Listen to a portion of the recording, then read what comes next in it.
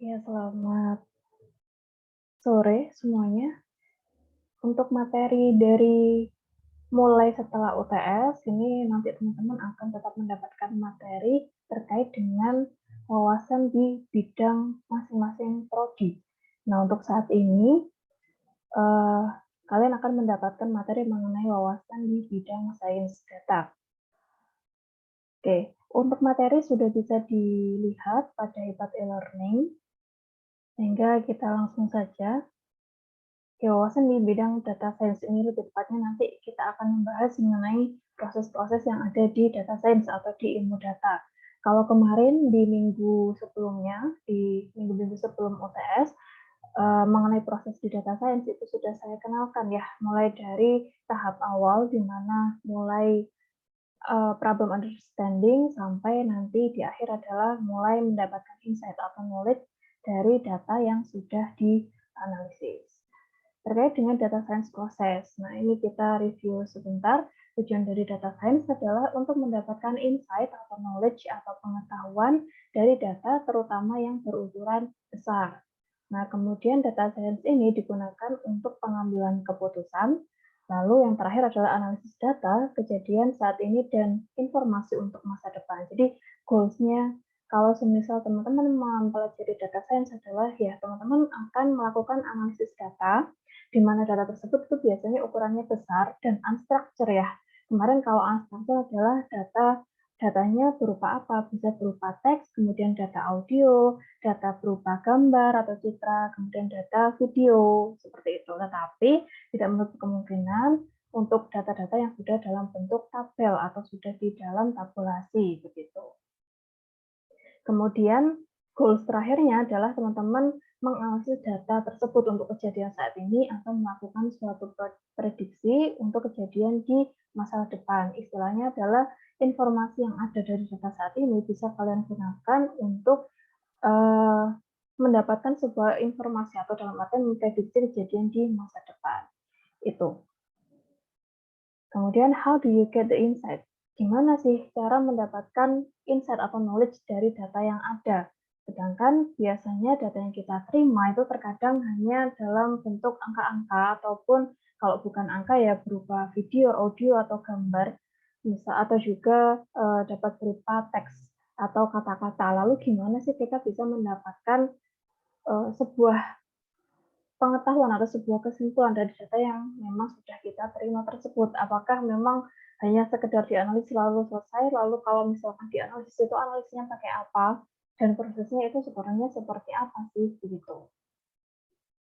Nah, ini untuk data science life cycle, sebenarnya ini sudah pernah kita bahas di minggu sebelum UTS, ada data discovery, kemudian data preparation, lalu ada model planning, kemudian ada model building, yang kelima communicate results, dan yang terakhir adalah operationalize. Ini adalah proses secara garis besar untuk big data science.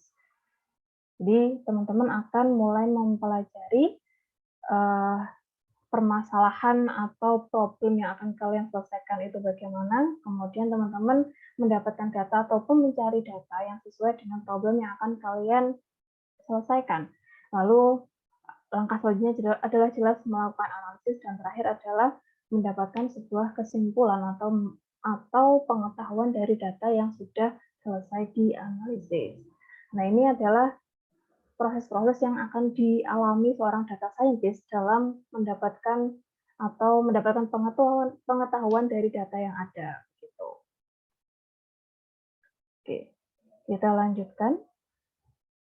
Jadi ini beberapa tahapannya. Yang pertama adalah data source, di mana untuk data source sendiri ini ada berbagai macam. Nanti akan kita coba breakdown untuk setiap tahapannya.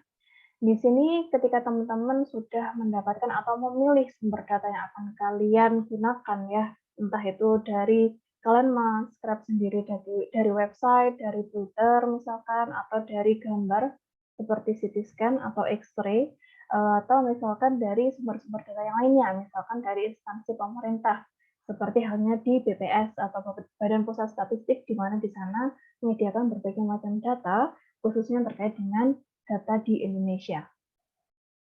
Kemudian dari data source ini nanti teman-teman jelas dari sini diperoleh data, mengkolek data ya.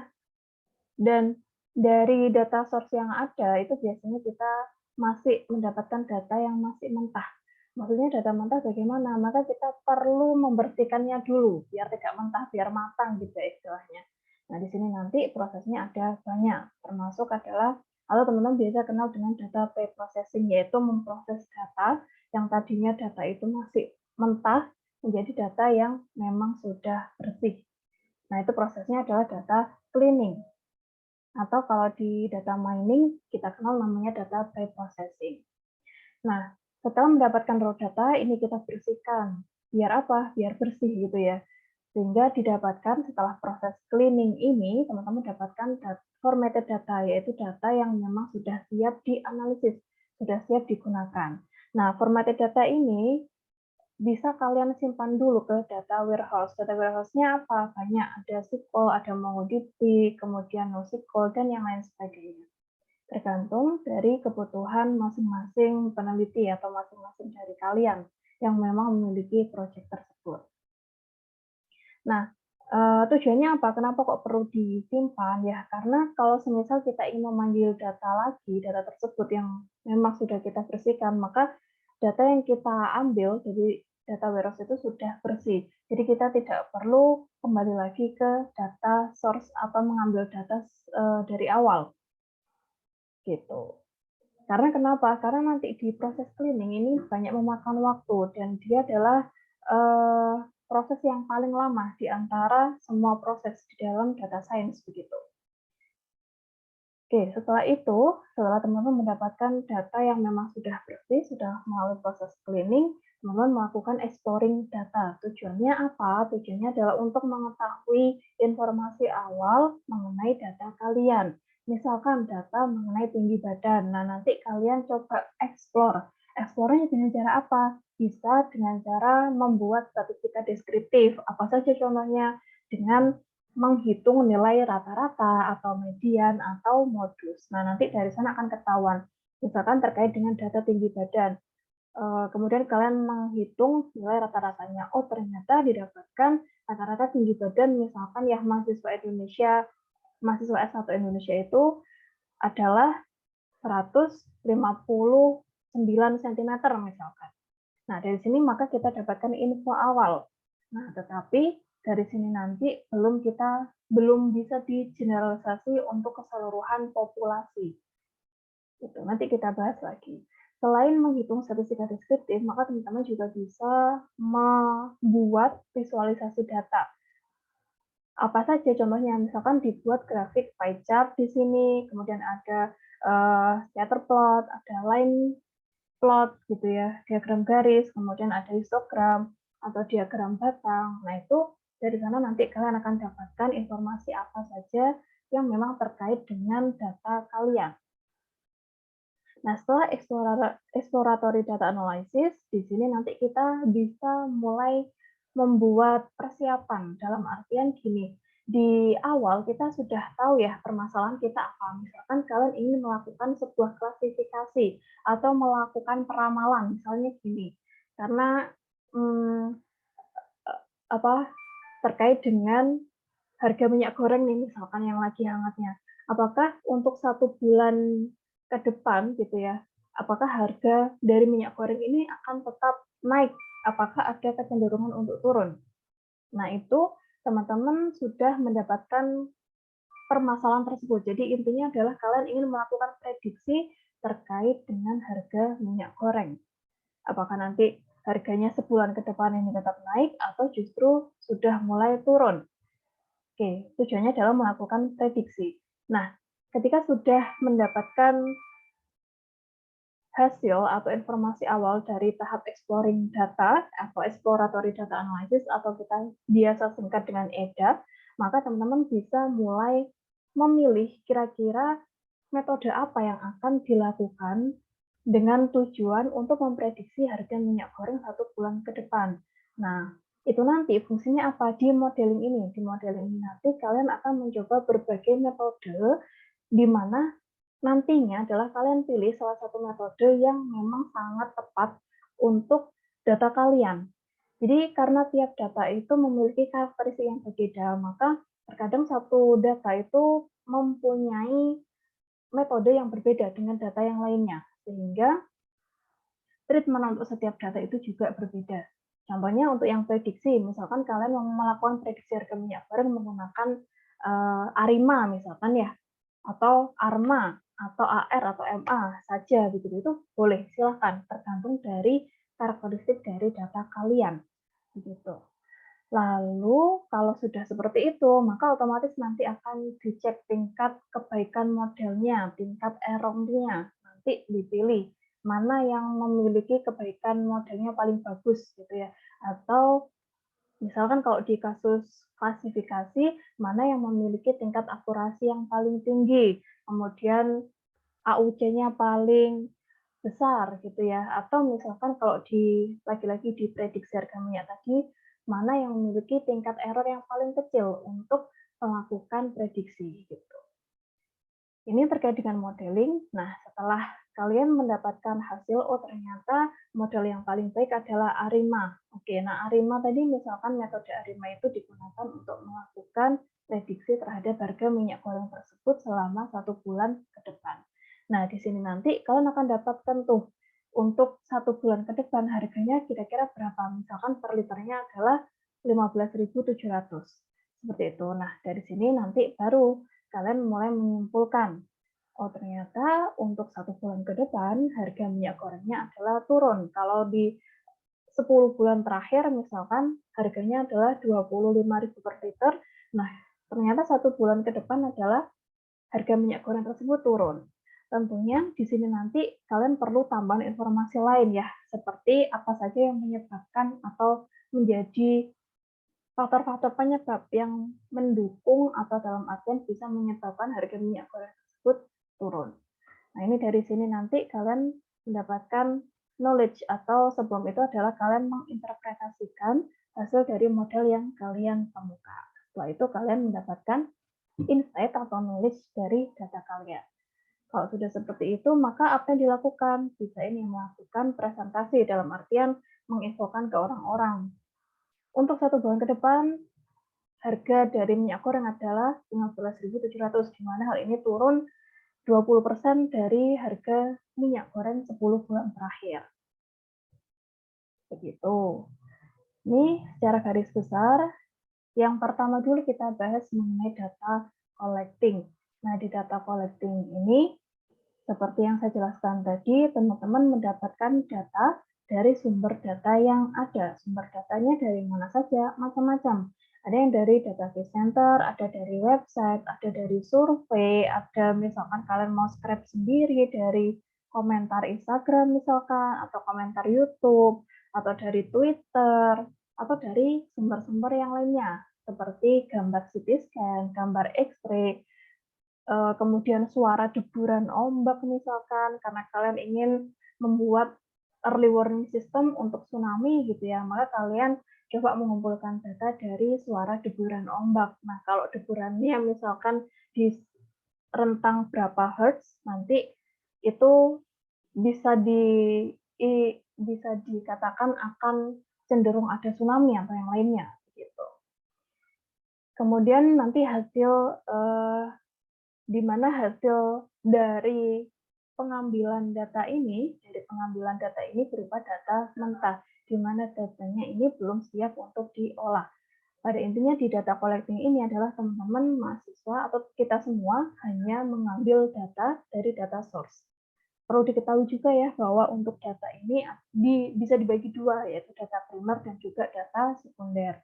Di mana untuk data primer adalah kalian mengambil data secara mandiri, entah itu dari survei atau scraping sendiri dari yang tadi itu Twitter atau media sosial yang lainnya.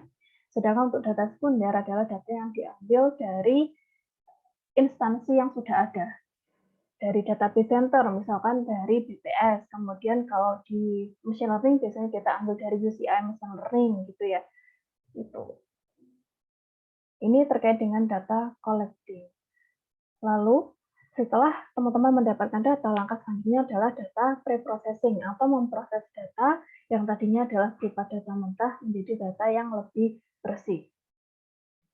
Tujuannya adalah jelas dari data yang sudah kalian kumpulkan tadi, maka harapannya ketika sudah melalui proses pre-processing atau proses data cleaning ini, data kalian adalah siap untuk diolah, gitu. Siap untuk dianalisis, siap untuk dimodelkan. Tahapannya apa saja? Banyak, dan untuk setiap data itu tidak saklek, tidak melulu itu saja yang dilakukan. Bisa jadi misalkan ini di sini ada 3 ya yang dituliskan, tetapi di luar ini masih banyak, cuman tidak dijelaskan di sini. Misalkan di deteksi outlier. Nah, bisa jadi kalau outlier ini hampir semuanya. Misalkan mengatasi ini saja, mengatasi missing value. Nah, mengatasi missing value ini tidak berlaku untuk keseluruhan data. Karena kenapa? Karena bisa jadi di data yang kalian adalah tidak ada missing value, maka otomatis kalau tidak ada missing value atau data yang hilang, ya kalian tidak perlu mengatasi missing value. Yang pertama adalah deteksi outlier. Ini kita bahas dulu, mendeteksi outlier. Outlier itu apa sih sesuai namanya ya? Di Indonesia kita bisa sebut juga sebagai data pencilan atau data yang paling berbeda sendiri. Contohnya gimana? Misalkan lagi-lagi terkait dengan tinggi badan.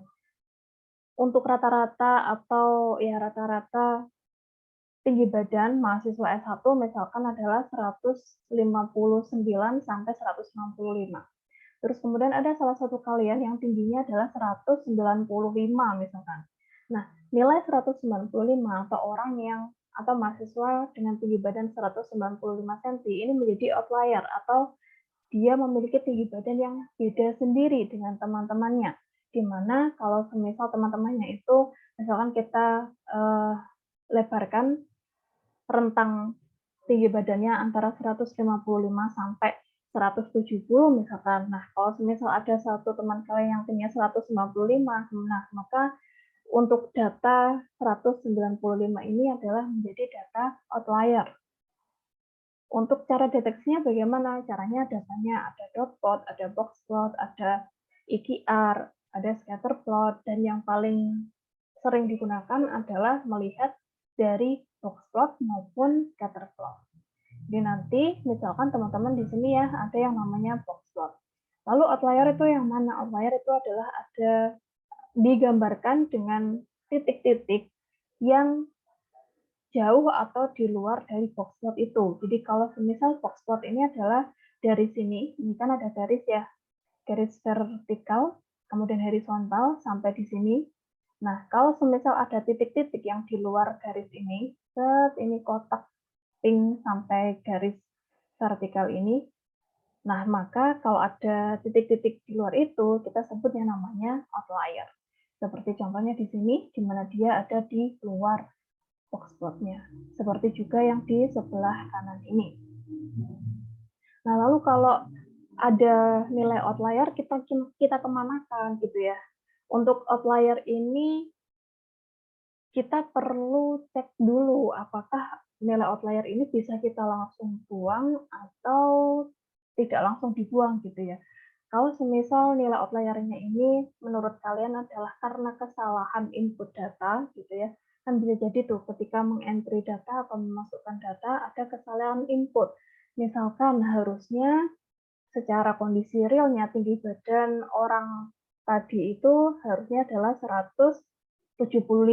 Nah, mungkin karena salah ketik atau lagi ngantuk misalkan ya yang menginput data, maka ada kesalahan klik 195.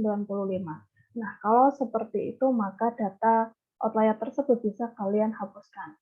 Nah, tetapi kalau semisal memang ada orang yang tingginya 195 cm, ini ada dua pilihan. Kalian boleh tetap memasukkan atau boleh tetap mengikutkan tinggi badan tersebut gitu ya ke data kalian secara keseluruhan, atau kalian boleh menghapus tergantung dari kebutuhan kalian sendiri. Itu. Kemudian ini terkait outlier. Lalu yang kedua, missing value. Missing value itu apa? Sesuai namanya adalah data yang hilang atau nilai yang hilang. Nah, untuk nilai yang hilang ini faktornya banyak. Kenapa kok data itu bisa hilang? Bisa jadi memang satu kesalahan entry gitu ya, ada yang miss, Kemudian yang kedua adalah memang datanya tidak ada gitu ya. Kalau memang tidak ada ya sudah, maka caranya nanti ada banyak ini, imputasi untuk mengatasi missing value. Atau memang kalau missing value itu bisa jadi adalah tidak ada kejadian yang memang harus dituliskan sehingga memang untuk percobaan tersebut itu kosong gitu. Nah, terkait dengan missing value ini biasanya kalau di data itu bisa ditandakan sebagai NA atau not available atau memang kosong saja gitu ya, tidak ada data sama sekali. Tapi yang perlu dicek adalah terkadang ada yang menuliskan angka 0. Nah, angka 0 ini perlu dicek. Terkadang juga angka 0 ini bisa berupa data atau memang dia ini missing value.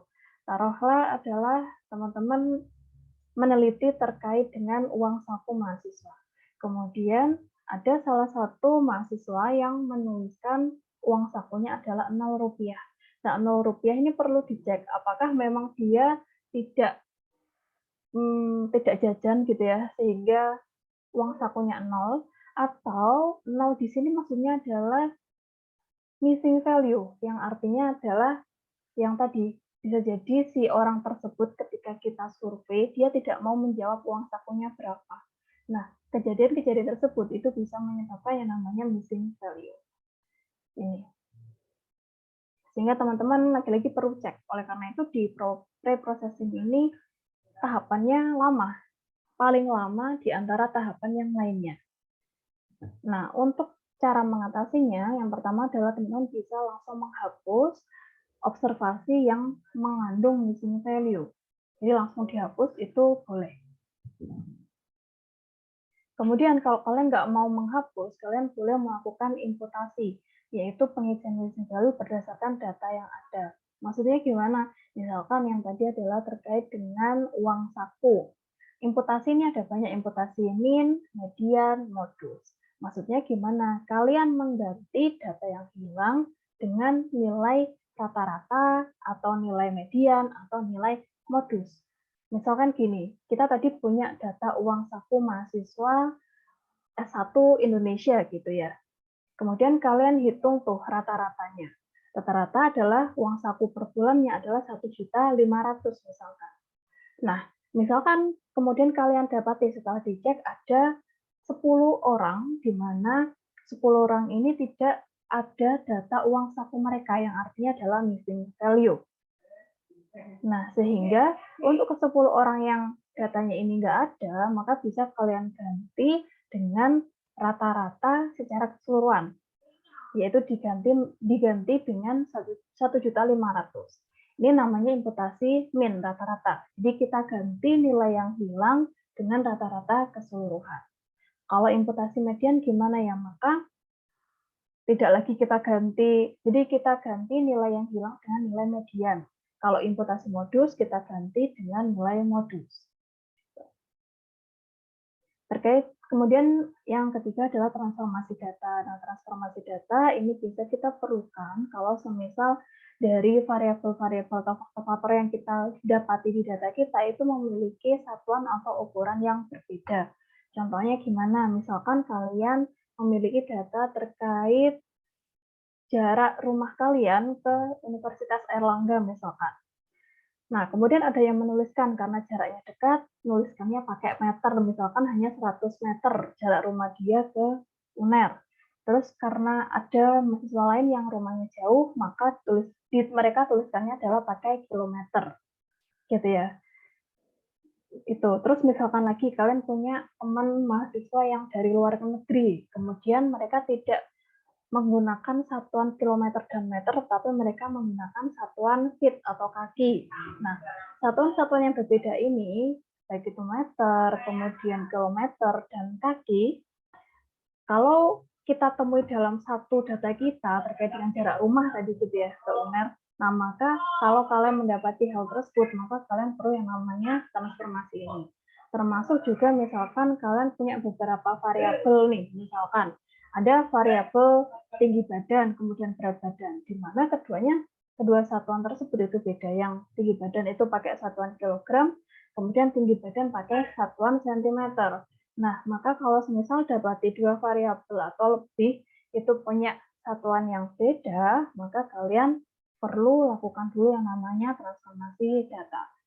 Nah, transformasi data ini tidak semua data perlu kita transformasi, jelas sesuai kebutuhan ya. Kalau memang satuannya sudah sama ya berarti tidak perlu dilakukan transformasi. Caranya bagaimana? Bisa dilakukan normalisasi gitu ya.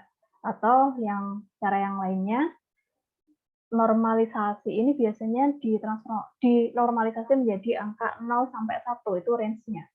Nah, tapi kalau ada lagi transformasi yang lainnya, ada transformasi len, transformasi log, transformasi kuadrat, transformasi akar kuadrat, atau satu per len sih.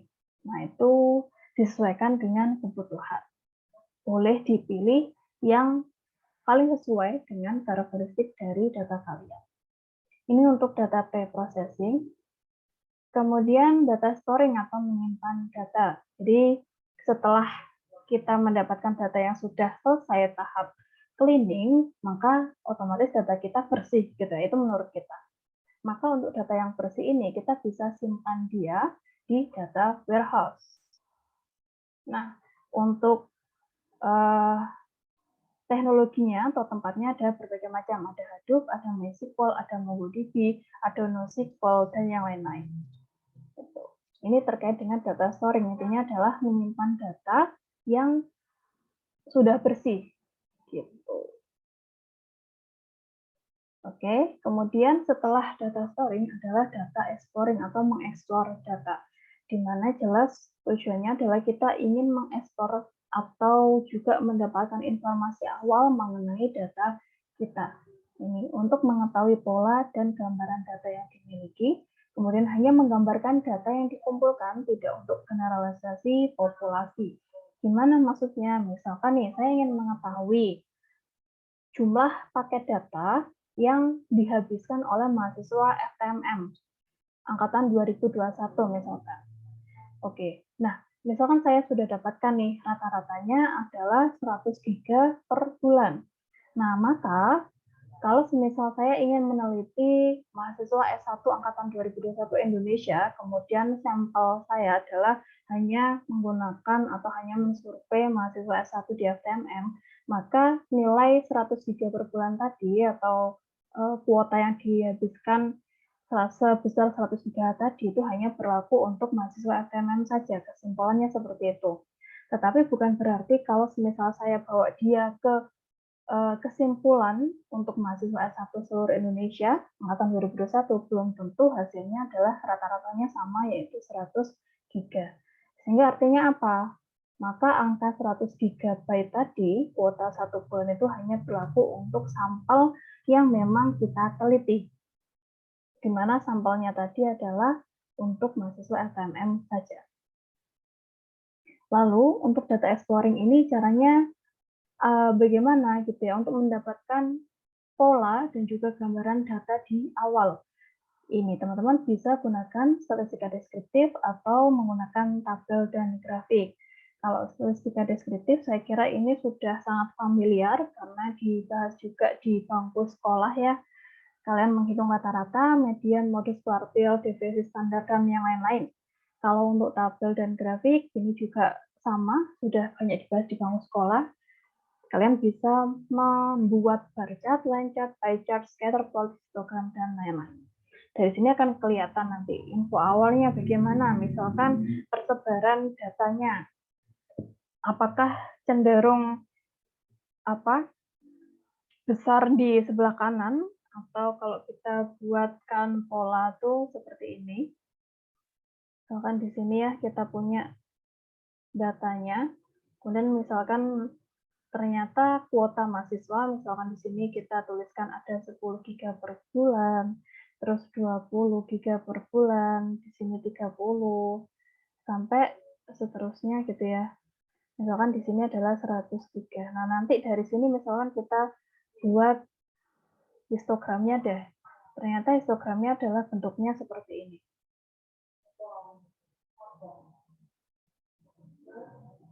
Seperti ini misalkan. Kok jelek? Ini ya, artinya gimana? Gitu.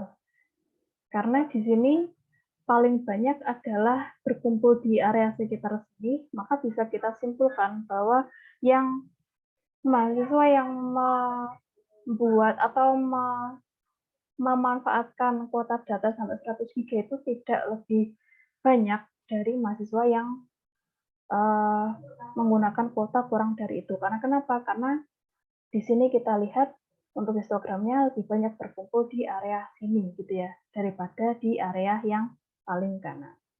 Nah, dari sini kita bisa membuat suatu informasi awal.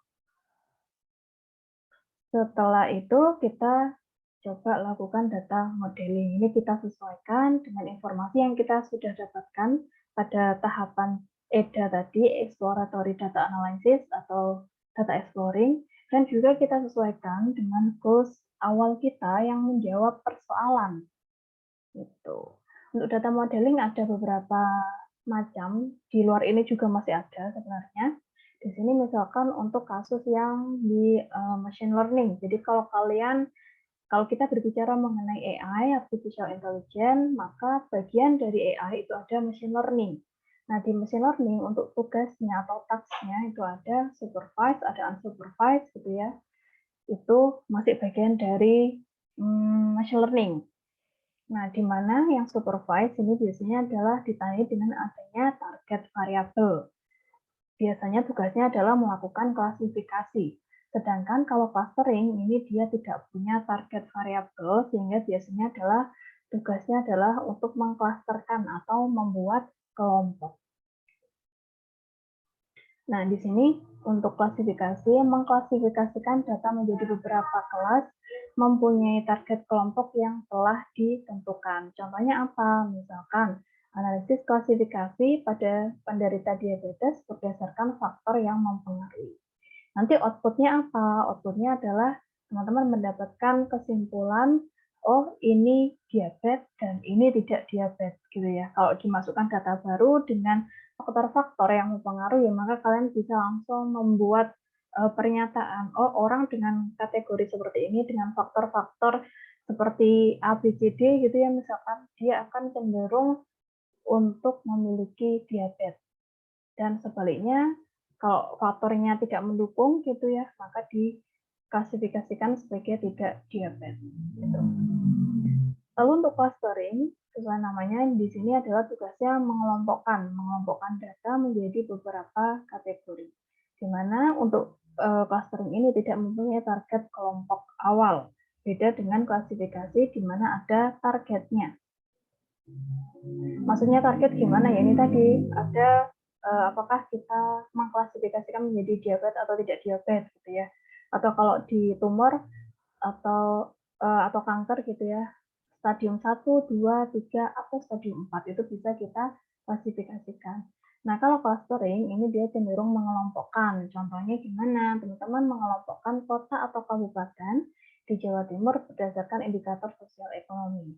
Nanti outputnya gimana? Outputnya adalah kalian dapati ternyata untuk daerah A, B, C itu masuk ke kelompok rendah. Kemudian mana yang kelompok menengah dan mana kelompok yang tingkat sosial ekonominya adalah tinggi. Nanti akan ketahuan.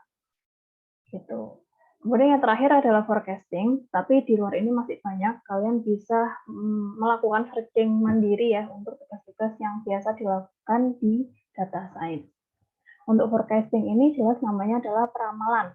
Kalian menggunakan data berbasis waktu atau time series seperti harga saham, jumlah pengunjung bandara, kecepatan angin, kemudian tadi misalkan prediksi gempa bumi itu bisa. Contohnya dari tugas ini apa? Peramalan curah hujan di daerah Jawa Timur. Nanti kalian akan dapati, oh ternyata untuk tahun 2022 untuk musim kemarau ternyata datangnya lebih lambat dari 10 tahun terakhir misalkan. Itu bisa. Lalu terkait dengan klasifikasi, ini masih terkait dengan data modeling ya. metodenya ada banyak. Di sini yang tertulis ada analisis diskriminan, ada SVM, ada tree, forest, bias. Di luar ini juga masih ada seperti Nearest-Neighbor gitu, dan lain-lain. Dan kalau semisal kalian dapati datanya unstructured, datanya tidak beraturan, nanti kalian bisa pilih atau pakai yang deep learning gitu. Ini classification method, jadi nanti kita bisa kelompokkan, kita klasifikasikan, kita buat kelas-kelas. Ini untuk yang kelas 1, kemudian yang biru ini adalah kelas 0. Gitu. Kemudian untuk clustering, ini metodenya ada banyak, ada partitioning method, ada hierarchical clustering, ada density-based clustering. Dan di luar ini juga masih ada banyak, silakan bisa dieksplor sendiri gitu ya.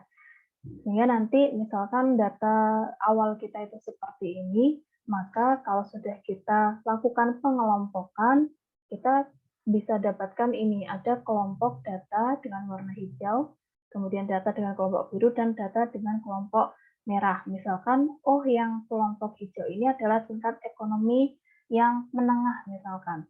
Kemudian yang biru ini adalah untuk kelompok dengan tingkat ekonomi yang rendah, lalu yang merah ini adalah dengan tingkat ekonomi yang tinggi atau yang lainnya. Nah ini adalah kita sudah dapati kelompok-kelompok seperti ini. Jadi kita mengelompokkan tiap data poinnya. Lalu sebentar.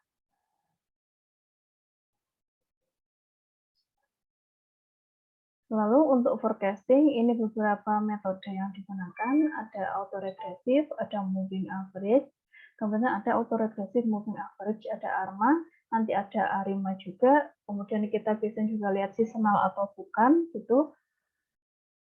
Jadi intinya adalah kalian di sini nanti akan mendapati atau bisa melakukan peramalan terhadap waktu ke depannya. Contoh di sini, ini adalah terkait dengan beer production. Terus kemudian kalian ingin meramalkan untuk produksi bir selama misalkan 1 tahun ke depan itu bagaimana gitu. Nah di sini kita atau 2 tahun ya di sini selama 2 tahun berikutnya itu produksinya seperti apa. Nah di sini kita manfaatkan data masa lalu. Misalkan kalian gunakan data dari tahun 1992 sampai tahun 2010. Nah, dari yang kurang lebih 18 tahun ini, maka kalian nanti menggunakan data yang sudah ada, data masa lalu ini, kalian bisa melakukan peramalan untuk 2 tahun ke depan. Nah, di sini ternyata hasilnya untuk peramalan bentuknya kurang lebih seperti ini, di mana dia diambil dari data sebelum-sebelumnya. Dan biasanya, kalau misalkan kita ingin melakukan peramalan, kita gunakan data 10 tahun ke belakang. Contohnya gimana? Itu minimal maksudnya ya. Misalnya kalian ingin meneliti curah hujan untuk 1 tahun ke depan, tahun 2023 kalian ingin melakukan peramalan, kira-kira curah hujan untuk 1 tahun ke depan itu bagaimana. Nah, maka kalian mau tidak mau atau paling tidak harus mengumpulkan data curah hujan selama 1 dekade ke belakang atau 10 tahun ke belakang. Nah, tujuannya apa? Biar hasil yang kalian peroleh untuk meramalkan itu memang bisa dipercaya gitu ya. Nah, karena mereka dalam artian gini, untuk belajar si mesin untuk mempelajari tren atau peramalan ke depannya itu belajar dari masa lalu. Sehingga kalau semakin banyak data masa lalu yang kalian kumpulkan, yang kalian manfaatkan untuk meramalkan, maka kalian bisa akan lebih mudah dalam hal mendapatkan nilai atau data ramalan di masa depan yang lebih presisi. Seperti itu. Ini untuk forecasting. Kemudian tahapan selanjutnya adalah menginterpretasi modelnya. Jadi model yang sudah kalian dapatkan itu kalian coba artikan maksudnya bagaimana gitu ya. Contohnya kalian sudah mendapatkan untuk contoh kelompok-kelompok tingkatan sosial ekonomi di Jawa Timur misalnya ya. Terus kalian dapati ternyata Surabaya, Sidoarjo, Gresik itu masuk tingkat sosial ekonomi yang tinggi. Kemudian wilayah ABC itu kelompok yang menengah dan DEF itu kelompok yang rendah. Nah, lalu apa maksudnya? Itu yang kalian jelaskan. Tujuannya apa ya? Biar analisis kita itu bisa berpengaruh atau memberikan manfaat terhadap orang-orang yang memang punya kewenangan dalam hal mengambil kebijakan. Contohnya, gini, dari hasil pengelompokan tadi, maka kalian berikan hasil analisis kalian ke gubernur misalkan. Pak atau Bu, ini adalah pengelompokan untuk daerah-daerah yang di Jawa Timur menjadi 3 kelompok, tingkat sosial ekonomi yang tinggi, rendah, dan juga menengah. Nah, nanti dari gubernur ini akan melihat faktor-faktor apa saja yang sudah kalian analisis sehingga kalian mendapati 3 kelompok tersebut. Gitu. Dan dari sini nanti akan ada kebijakan baru, misalkan untuk yang kelompoknya untuk daerah-daerah dengan kelompok sosial ekonominya masih rendah, maka akan ada treatment tersendiri yang jelas beda dengan untuk daerah-daerah yang memang tingkat sosial ekonominya sudah tinggi. Ini terkait dengan interpreting model. Dan di sini ada quotes dari George E.B. Fox, all models are wrong, but some are useful. Artinya gimana? Hampir semua model yang kalian dapati itu bisa jadi memang ada errornya. Oleh karena itu, kalau kita melakukan analisis itu cenderung ada yang namanya tingkat error. Nah, di mana tingkat error ini bisa kalian tentukan sendiri, apakah tingkat errornya 1%, 5%, atau yang lainnya. Dan biasanya kita juga menghitung errornya. Ada nilai MSE, mean square error, ada MAD, ada MAP, dan lain sebagainya, di mana nilai-nilai tersebut itu menggambarkan nilai error. Semakin kecil nilai errornya atau mendekati 0, maka model kalian semakin bagus. Dan di sini untuk kalimatnya semua model salah, tetapi beberapa memang ada manfaatnya. Ya jelas memang walaupun model kita itu tidak tepat 100% benar, misalkan ya termasuk hasil prediksi kalian atau peramalan kalian, tetapi tetap dari hasil-hasil tersebut itu dapat menjadi sebuah informasi yang dapat membantu kita untuk mengetahui kejadian yang akan datang misalnya, atau kejadian saat ini yang sedang kita hadapi. Ini terkait dengan COVID ya kemarin dan juga saat ini, tapi ya begitu. Oke, saya kira itu untuk pertemuan atau video pembelajaran mengenai wawasan di bidang data science. Saya harap teman-teman bisa membaca ulang terkait dengan PPT-nya dan juga mulai mengerjakan tugasnya. Tugasnya apa? Kalian membuat poster terkait dengan materi ini, wawasan di bidang sains data. Jadi misalkan kalian membuat nantinya adalah terkait dengan sains data dengan proses yang ini tadi yang cukup panjang, kemudian kalian membuat poster terkait peramalan atau prediksi harga Bitcoin misalkan, itu kalian cantumkan di poster, itu juga tidak ada masalah. Kurang lebih seperti itu untuk posternya. Dan untuk poster ini dikerjakan berkelompok, yaitu sebanyak 2 orang, seperti di kelompok minggu sebelum UTS. Itu bisa dilanjutkan lagi untuk membuat tugas poster untuk mengerjakan di wawasan terkait dengan bidang sains data. Saya kira itu, kalau misalkan ada yang didiskusikan, bisa didiskusikan melalui forum diskusi yang ada di Hebat e-Learning atau saat kita bertemu dalam Zoom. Saya kira itu, terima kasih atas perhatiannya, selamat belajar dan tetap jaga kesehatan. Sampai jumpa di kesempatan berikutnya.